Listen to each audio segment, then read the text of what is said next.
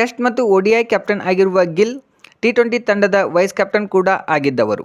ಆದರೆ ಈಗ 2026ರ T20 world cup ತಂಡದಿಂದ ಅವರನ್ನು ಸಂಪೂರ್ಣವಾಗಿ ಕೈಬಿಡಲಾಗಿದೆ.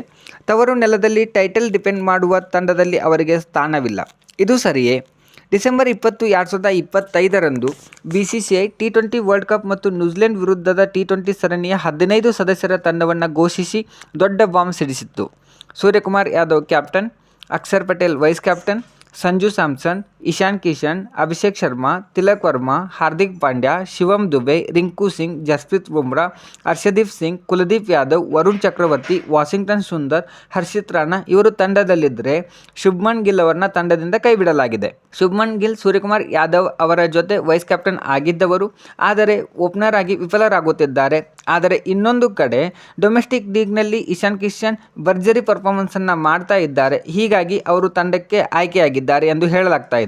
ನ್ಯೂಜಿಲೆಂಡ್ ವಿರುದ್ಧದ 5 T20 ಪಂದ್ಯಗಳು ವರ್ಲ್ಡ್ ಕಪ್ಗೆ ಪ್ರಿಪ್ರೇಷನ್ ಅಂತೆ ಕಾಣ್ತಾ ಇವೆ. ಗಿಲ್ ಕೊನೆಯ 15 ಇನ್ನಿಂಗ್ಸ್ಗಳಲ್ಲಿ 24 ಎವರೇಜ್, 137 ಸ್ಟ್ರೈಕ್ ರೇಟ್ನಂತೆ ಕೇವಲ 291 ರನ್ಗಳನ್ನು ಮಾತ್ರ ಗಳಿಸಿದ್ದಾರೆ. ಇದರಲ್ಲಿ ಯಾವುದೇ 50 ಇಲ್ಲ. ಏಷ್ಯಾ ಕಪ್ನ ನಂತರ ಸ್ಟ್ರಗಲ್ ಮಾಡ್ತಾ ಇದ್ದಾರೆ. ನೆಕ್ ಇಂಜುರಿ ಮತ್ತು ಫುಟ್ ಇಂಜುರಿ ಪ್ರಾಬ್ಲಮ್ಗಳಿಂದ ಬಳಲ್ತಾ ಇದ್ದು ಆಟಗಳನ್ನು ಸಹ ಮಿಸ್ ಮಾಡುತ್ತಿದ್ದಾರೆ. ಚೀಫ್ ಸೆಲೆಕ್ಟರ್ ಅಜಿತ್ ಅಗರ್ಕರ್ ಶುಭ್ಮನ್ ಗಿಲ್ ರನ್ಗಳ ಕೊರತೆಯನ್ನು ಅನುಭವಿಸುತ್ತಿದ್ದಾರೆ. ನಾವು ಕಾಂಬಿನೇಷನ್ಗಳತ್ತ ಗಮನ ಹರಿಸಿದ್ದು ಟಾಪ್ ಆರ್ಡರ್ನಲ್ಲಿ ವಿಕೆಟ್ ಕೀಪರ್ ಬ್ಯಾಟ್ಸ್ಮನ್ಗಳನ್ನ ನೋಡುತ್ತಿದ್ದೇವೆ. ರಿಂಕು ಸಿಂಗ್ ಫಿನಿಷರ್ ರೋಲ್ನ ನಿಭಾಯಿಸುವುದರಿಂದ ಸಂಜು ಸ್ಯಾಮ್ಸನ್ ಮತ್ತು ಇಶಾನ್ ಕಿಶನ್ನ ಆಯ್ಕೆ ಮಾಡಲಾಗಿದೆ ಎಂದು ಹೇಳಿದ್ದಾರೆ. ಈ ನಿರ್ಧಾರದಿಂದ ಶುಭ್ಮನ್ ಗಿಲ್ ಅಭಿಮಾನಿಗಳು ಕೋಪಗೊಂಡಿದ್ದಾರೆ. ODI ಮತ್ತು ಟೆಸ್ಟ್ ತಂಡದ ನಾಯಕ ಮತ್ತು T20 ತಂಡದ ಉಪನಾಯಕನಾಗಿರುವ ಗಿಲ್ರನ್ನ ಹೇಗೆ ತಂಡದಿಂದ ಬಿಡಲಾಗುತ್ತೆ ಎಂದು ಪ್ರಶ್ನೆ ಕೇಳುತ್ತಿದ್ದಾರೆ.